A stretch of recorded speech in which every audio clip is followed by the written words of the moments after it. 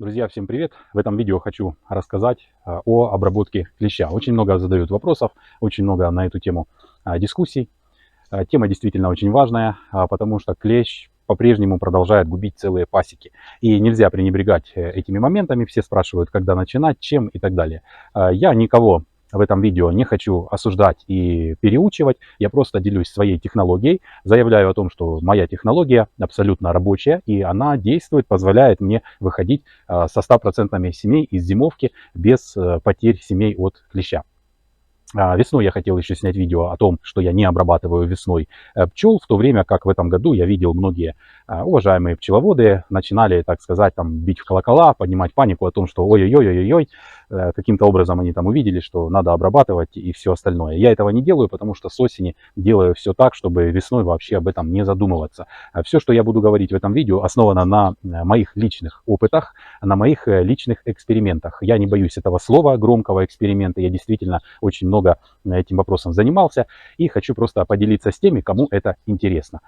Почему я не пользуюсь полосками? В первую очередь, сразу же об этом скажу. Ребята, смотрите, какая ситуация. Что такое полоски? Что они собой представляют? В инструкции пишут, что они пропитаны, пишут там 3,6, 3,5 миллиграмм вещества, флуметрина в основном, или там аметраза, пропитано в этой полоске, в каждой.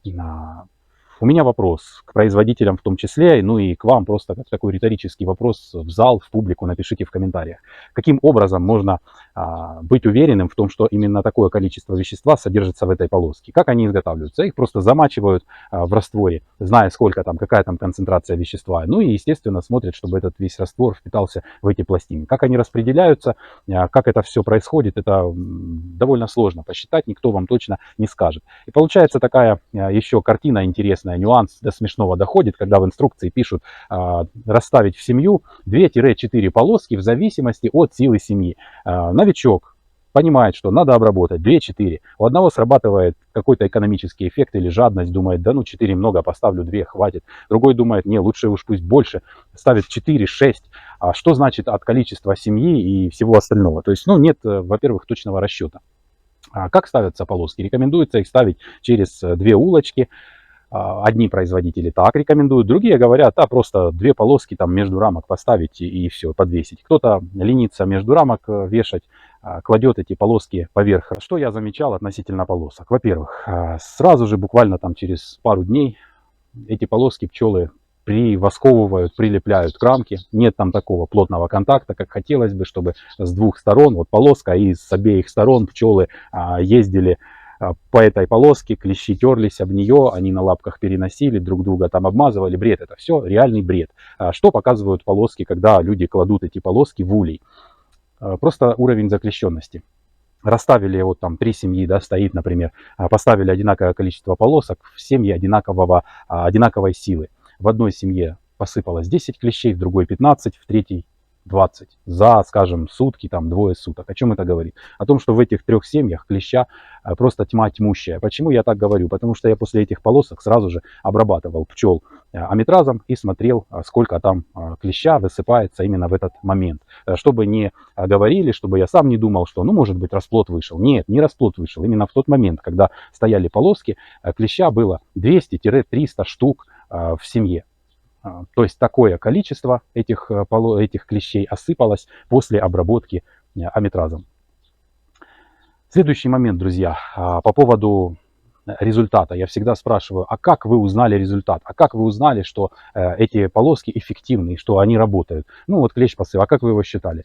Кладут А4 или там вообще я видел засовывают в нижний литок листик бумаги, который туда пролазит, это сантиметров 15 шириной, просто чтобы улей не поднимать или вообще дно несъемное.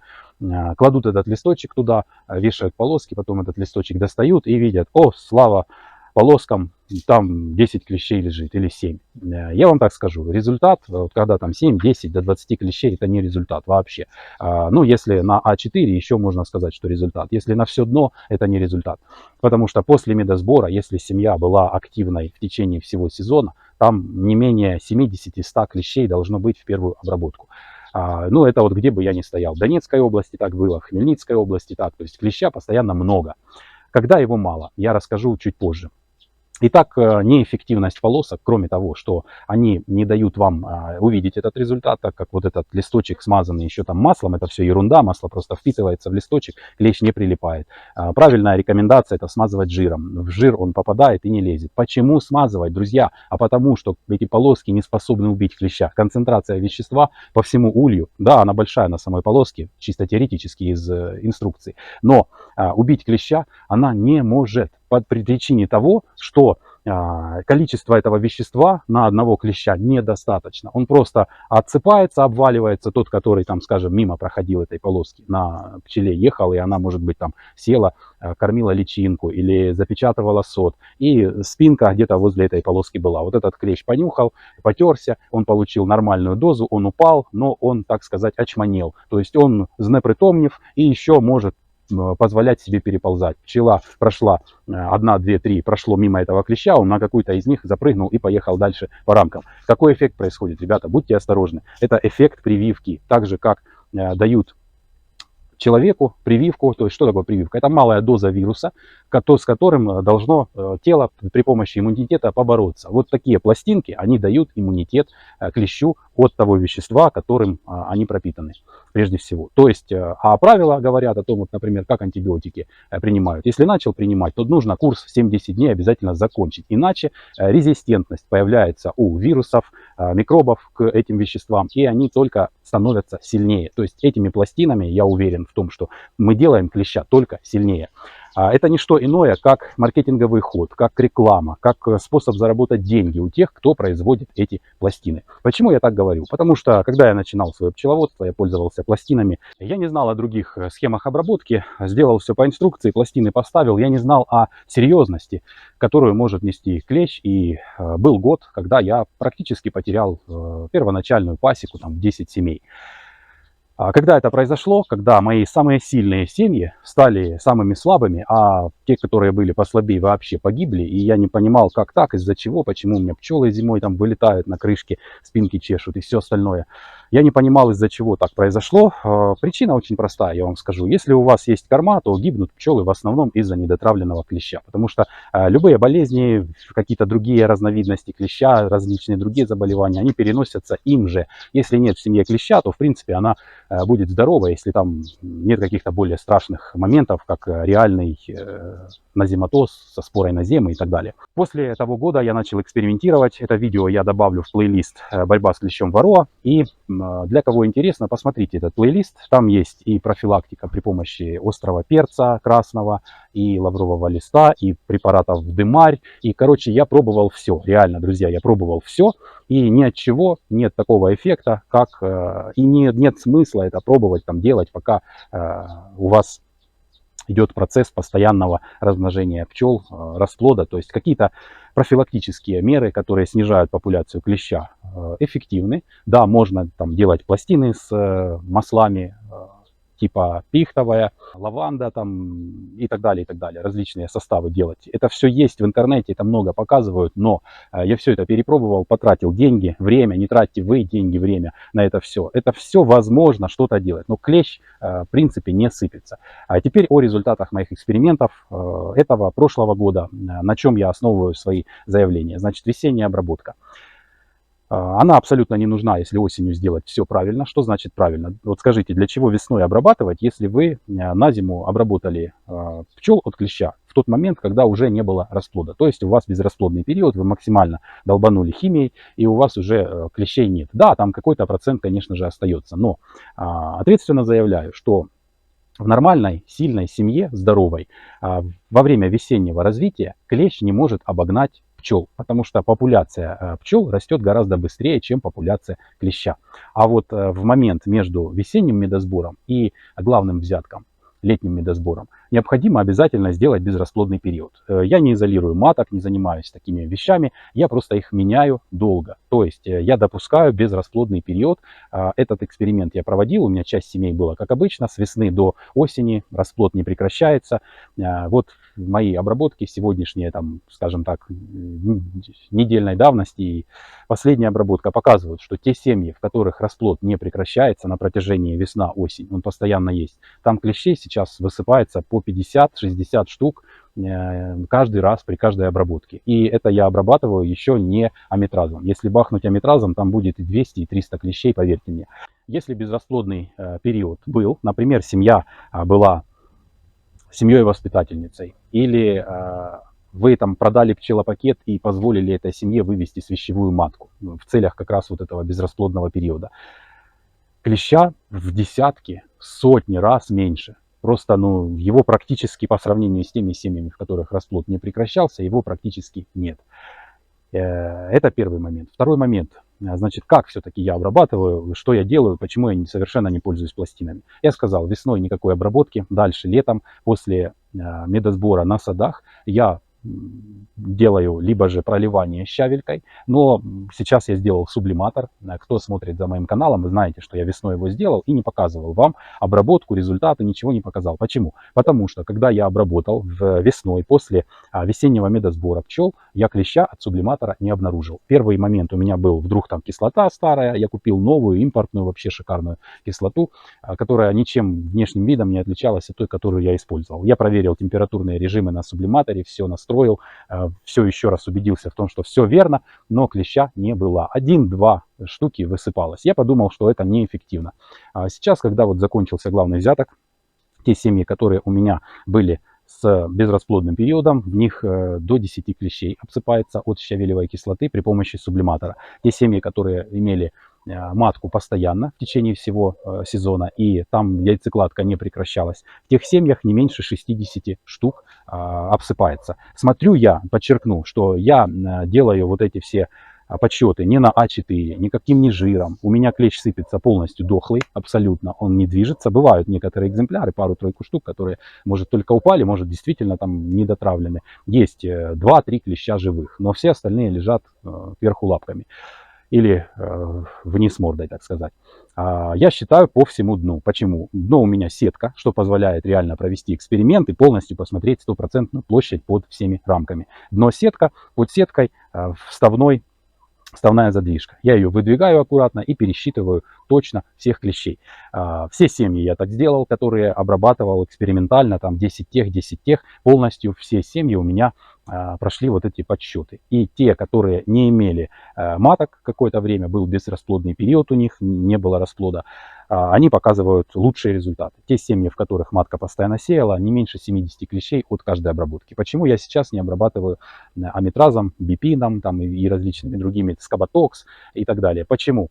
Потому что инструкция к этим препаратам не рекомендует обрабатывать в расплодный период, когда на улице тепло. Сейчас стоит жара, неимоверная жара, 35-32 в тени. С такой температурой бипином обрабатывать нельзя. Поэтому я применяю щавельку, которая применяется при любой температуре. Кто-то там говорил, что по жаре нельзя, но ее принцип действия в том, что она испаряется при 200 градусов, сублимируется при 200 градусов. Поэтому, в принципе, рано утром, поздно вечером, для того, чтобы пчелы, максимально не вылетевшие из улья, продолжали работу в улье и максимально контактировали с кислотой, я делаю вот так вот в вечернее время. Эффект есть после того, как выходит расплод. Сейчас расплода у меня в семьях от 5 до 7 рамок. Очень много расплода, поэтому периодичность обработки 4-6 дней, по схеме там правильно 4 дня. У меня есть видео о сублиматоре, можете посмотреть, там в описании под видео все четко, точно написано. Поэтому сейчас 4-кратная обработка щавелевой кислотой через сублиматор. Далее начнется уже обработка аметразом. Как я им обрабатываю? Значит, если на улице уже похолодало, яйцекладка замедляется, первый раз можно обработать даже сразу после медосбора. Как только вы первый раз обработали, вы сбили вот эту вот популяцию клеща, которая находится на самих пчелах, не в расплоде. Почему? Она может находиться на пчелах. Друзья, может быть, видео получится долгим, но для тех, кто реально хочет разобраться в этой проблеме, для новичков я расскажу принцип появления клеща вкратце. Он размножается в расплоде, то есть в запечатанном расплоде 100% клещ содержится. Как он оказывается на пчелах сверху, где-то под тергитами? Это либо те пчелы, которые родились, вышли из сотов, и еще, ну, как бы клещ с них не успел слезть и опять попасть в расплод. Он находится на пчелах. Либо уже те ячейки, в которых там клещ поселился, они как бы заняты, и клеща настолько много, что он уже ну, не лезет в расплод, он же не может там, например, 20 клещей заползти в один сот и сидеть. У них там тоже своя математика, своя как бы организация жизни, там самка заползает, самец, один самец, 2-3 самки и так далее. И вот они там 3-4 самки начинают плодить клещей и так далее. Но получается ситуация такая, что если вы в первую обработку сбили там до сотни клещей с пчел, это уже те клещи, которые не попадут в расплод. Дальше через 7 дней по-любому с какой-то рамки выходит еще масса пчел, там несколько, может быть даже тысяч пчел выйти, если это 2-3 рамки и так далее. В этот момент обязательно через 7-10 дней провести повторную обработку. И потом можно уже посмотреть, если, например, в этой семье было 100 клещей, в повторную обработку всего 30 или 20. Все, нужно остановиться, пока подождать похолодания, уменьшения засева, то есть основную массу вы победили. После того вы опять по схеме обрабатываете через 10 дней. В зависимости от температуры, я не могу сейчас вам точно сказать, как обрабатывать, в зависимости от температуры и количества клещей в семье я обрабатываю, бывает, максимум до 4 раз. Это максимум, когда уже совсем холодно, я точно знаю, что там нет расплода, может там пятнышко какое-то осталось, это не критично абсолютно для семьи. Вот в тот момент я обрабатываю как бы последний раз за сезон. Поэтому, друзья, такая схема обработки, когда вы реально клеща травите до конца, она позволяет нам избавиться от клещей в семье. Ну и тут возникает вопрос о полезности и вреде для пчел, рамок, воска и самого человека. Ну и, конечно же, для меда. Так вот, щавелевая кислота, она абсолютно безвредна, поэтому я пользуюсь ей с весны до холодов. То есть обезопасивая тем самым и пчел, и мед, и рамки. И когда у меня уже семья становится поджатой, то есть это реально гнездовые рамки, у меня нет второго корпуса, у меня нет медовых рамок, которые я продолжаю еще скармливать сейчас пчелам, у меня там нет еще каких-то нюансов, вот это все я обрабатываю щавелькой безопасно для себя и для пчел. После того, как минимальное количество рамок в семье остается гнездовых, вот тогда уже использую амитраз. Конечно же, вещество вредное, но, как говорят разные источники, одни говорят, что он там полгода выводится, другие говорят, что по большому счету там период распада, делали анализы, есть новые современные исследования, делали анализы и говорили, что его там период распада буквально 2 недели, максимальная концентрация уходит, а потом дальше уже он разлагается, как бы меньше и меньше концентрация идет. То есть, как бы там ни было, с осени до весеннего медосбора в этих рамках уже минимально вообще что-то есть. Тем более обработка идет тогда, когда соты запечатаны, семьи уже максимально как бы закормлены, и все это минимально попадает в рамки. Как я обрабатываю? Ну, проливал когда-то, потом приобрел дым-пушку, то есть обрабатываю дым-пушкой. Были некоторые люди, которые рассказывали, якобы научные сотрудники каких-то институтов, о том, что мы не знаем, какие вещества в дыме выделяются и все остальное. Ну, есть и другие исследования, анализы, которые, в принципе, допускают такие обработки, поэтому вы можете как проливать, это тоже эффективно, так и использовать дым-пушку. Это все уже на ваше усмотрение. Но технология именно такая, то есть никаких пластин, никакого привыкания клеща к этому всему делу. Щавелька как бы так для профилактики между сезонами медосбора, то есть максимальным развитием семьи. Далее щавелькой по безрасплодному периоду, когда его нет, когда клещ весь. У меня был там в нуклеусах даже безрасплодный период. Я достаю рамку и вижу, как клещ просто лазит по пустым сотам, ищет, куда зайти. Я наблюдаю, не было телефона в кармане, чтобы снять и показать. Он просто лазит, гуляет, он даже не на пчелах сидит. Он гуляет, он хочет куда-то залезть, а некуда, просто некуда. А пчелы, они после медосбора весеннего реально массово отходят. И если расплода нет, то все равно клещ теряется вместе с пчелами, которые вылетели. Пчелы, пораженные клещом, живут гораздо меньше, оказываются слабее. Есть специальная статистика, когда там один прокол сокращает жизнь пчелы на 2 месяца, 2 прокола на 3 месяца, кажется, и 3 прокола и более там сокращают жизнь пчелы просто там в разы, она способна прожить не больше 30 дней. Но это с учетом того, что она интенсивно еще не работает, а именно вот пчелы, которая способна жить долго, долгожительницы, которая не выкармливала расплод. Таким образом,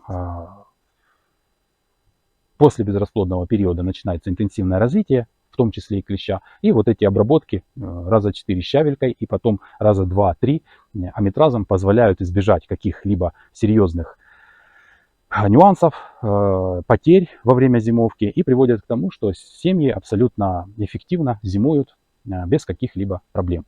Пластины не использую уже очень давно, хотя с пластинами там тоже есть. Я в них разочаровался именно по причине того, что у меня сетчатые донья, и я не видел абсолютной эффективности от этих пластин. То есть, ну, там 2-3 клеща упало, беру, проливаю, еще пластины стоят, беру, проливаю по улочкам жидким бипином со шприца, и клеща полностью все дно черное. В чем эффективность пластин тогда? В том, чтобы клещ получал прививку, падал, опять цеплялся на пчел, и этот круговорот продолжался, а я был человеком, который усиливает клеща, его популяцию и все остальное. Поэтому, друзья, я поделился информацией, ответил на все вопросы, интересующие вас, которые вы задаете, рассказал, как я обрабатываю. Еще спрашивают, когда. Да сразу же после медосбора можно обрабатывать. Как только вы откачали мед, чтобы у вас уже стоял один корпус, до которого вы сократили. Если там улочка открыта для осушки рамок, ничего страшного, тоже можно обрабатывать. Поэтому на все вопросы ответил. Если кому-то что-то непонятно или кто-то с чем-то не согласен, можете дополнить информацию на основании личного опыта, каких-то своих наблюдений. Пишите комментарии, буду рад ответить,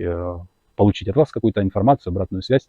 Всем большое спасибо, желаю мира, здоровья вам и вашим пчелкам. А также желаю, конечно же, уже на данном этапе успешной зимовки. Всем пока.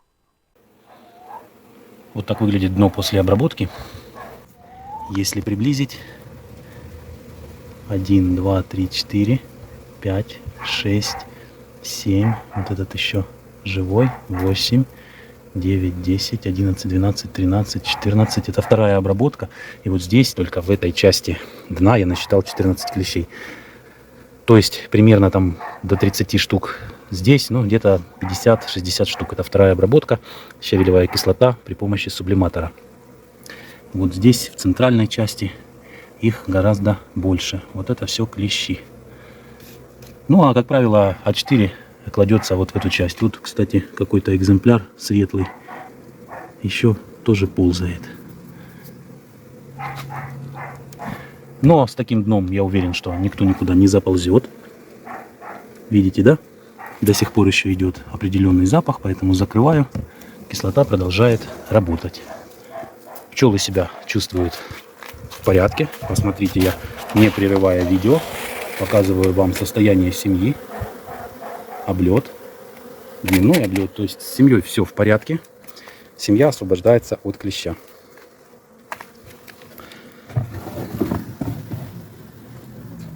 В соседней семье, которая имела долгий, даже не больший, а долгий безматочный период, ситуация немножко другая.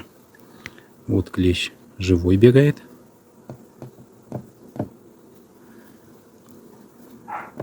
Один, 2, 3. Вот здесь больше 4, 5, 6, 7, 8, 9. Ну, до 20 клещей. В прошлый раз не было, ну, может, один был, то есть вообще практически не было. Вот расплод вышел, 6 дней прошло, клещ начал сыпаться. Эта семья у меня вообще без матки была несколько раз по разным причинам. Безрасплодный период у нее был вообще без расплода. Ни одного клеща не вижу. Ни в первую обработку ни одного не было, ни сейчас. Как показывает практика, после бипина штук 5 выпадет. Но сейчас именно ни одного клеща.